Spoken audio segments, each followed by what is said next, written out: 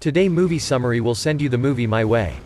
The film tells the story of two friends on two opposing front lines. When they were children, they considered each other as enemies, envious and jealous all day long. But after going through many events, they became friends again, even closer than blood brothers. But the end is extremely tragic.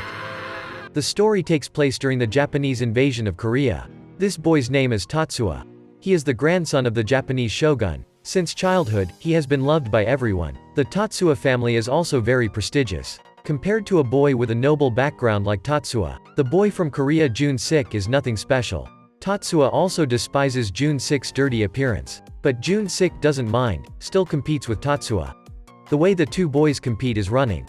From childhood to adulthood, the two of them are still playing non-stop. Over time, Tatsuya and Jun-sik became energetic young men.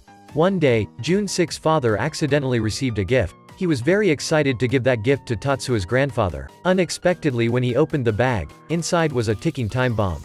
In order to protect Tatsuya, Grandpa grabbed the bomb and exploded to death.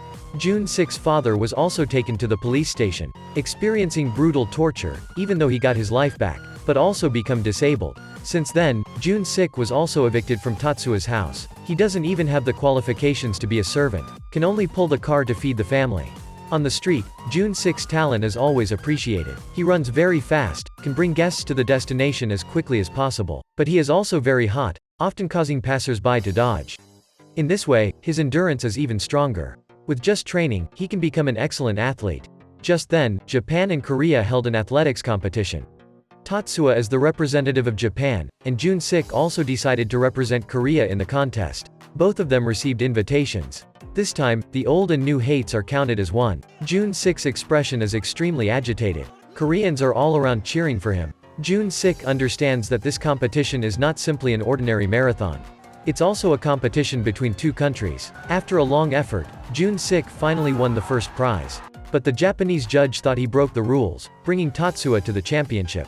Jun-sik goes to find the Japanese judge to reason. But being controlled by Japanese soldiers, the competition scene became a battlefield. People of both sides rushed into a scuffle. True to the saying, where there is oppression, there is resistance. After that day, Jun-sik and the Koreans who participated in the war were unfairly tried. They were sent to the battlefield to fight. Just like that, Jun-sik and the others were wearing Japanese military uniforms. Go to the battlefield to fight the Soviet army. And the result was heavy casualties. In the process of joining the army, Jun-sik happened to meet a sniper who specializes in hunting Japanese people. The sniper's shooting technique is excellent.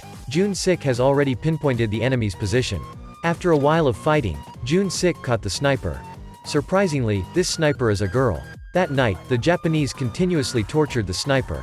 At the same time, Jun-sik was also jogging outside. The next day, Tatsuya also arrived at the front line. Unlike the old commander, Tatsuya's tricks are cruel.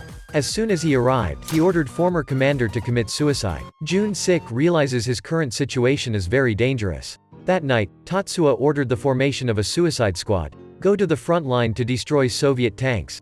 Jun-sik takes this opportunity to find a sniper. Return the photo he picked up. As you can see, he doesn't want war and desperately desires peace. But fate doesn't give Jun-sik this chance. Tatsuya has decided to launch a suicide attack. He picked out 50 Korean soldiers, including Jun-sik. Jun-sik refused his request, so he got beaten up, then locked in an underground cell with the sniper. Tomorrow Jun-sik will be executed. That night, his companion saved him and the sniper out. They passed the observation tower and ran into a dark corner.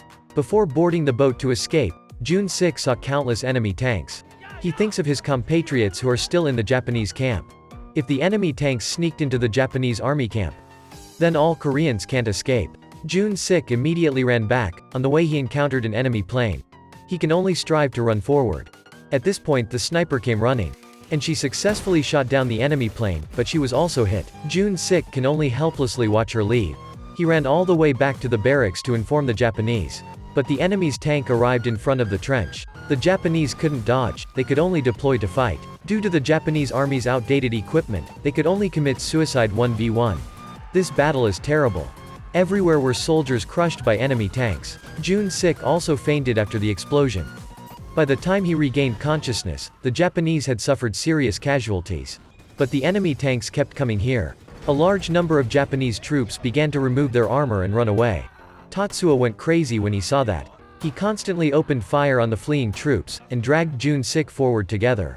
Then the two of them were blown away by a firecracker. Then they became prisoners of the Soviet Union, sent to a prisoner of war camp. Here, Tatsuo refused to step on the Japanese flag and was beaten by the Soviets. Because of the good relations between the Soviet Union and Korea at that time, so Jun-sik and the others are treated a little more kindly. Right now, Tatsuo and Jun-sik also had a conflict because of some problems. The solution of the Soviet army was extremely simple. The Soviet commander threw a knife on the ground and told the two to fight to the death. The two immediately rushed to fight. In the end, it was still Jun-sik who was one step ahead to win the knife. But he didn't kill Tatsuo either, he just stuck the knife in the ground. The Soviet army was very unhappy with this ending, so they tied the two outside in the cold snow. Fortunately, the two of them endured well and made it through. But the extremely cold environment in this place has caused a lot of people to lose their personality. Some Koreans sold their country for their lives. Put their compatriots on the gallows.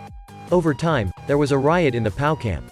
Koreans and Japanese in conflict. But the Soviets are the owners of this place. They decided to solve the problem by simply. It's to catch the troublemakers and shoot them one by one.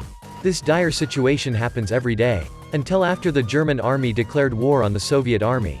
The Soviet Union needed more soldiers urgently, so they sent these prisoners to the front lines. The weapons of the German army were extremely advanced. The Soviet troops all died tragically. That's why prisoners with outdated weapons have to suffer the same way. Also in this battle, a good brother of Jun-sik is Jong-dae. Been by his side every day in Korea is gone forever. After thinking about it, Tatsuo and Jun-sik decided to escape from this fierce battlefield. They walked arduously through German territory. Not long after that, when Tatsuo fell ill, Jun-sik took him to a wooden house. Then go out to look for medicinal herbs. But he accidentally entered German territory and was captured by them. 3 years later, Tatsuo became a German soldier. On one occasion, he followed the army to the beach. And suddenly found Jun-sik in this place. Jun-sik is still the same as before, passionate about running. The moment two people meet again, time seems to freeze. They reminisced about the past with emotion. However, the current situation is not optimistic. The German army faced pressure from the Allies. The illustrious Battle of Normandy is also about to break out. Tatsuo decides to run away with Jun-sik again.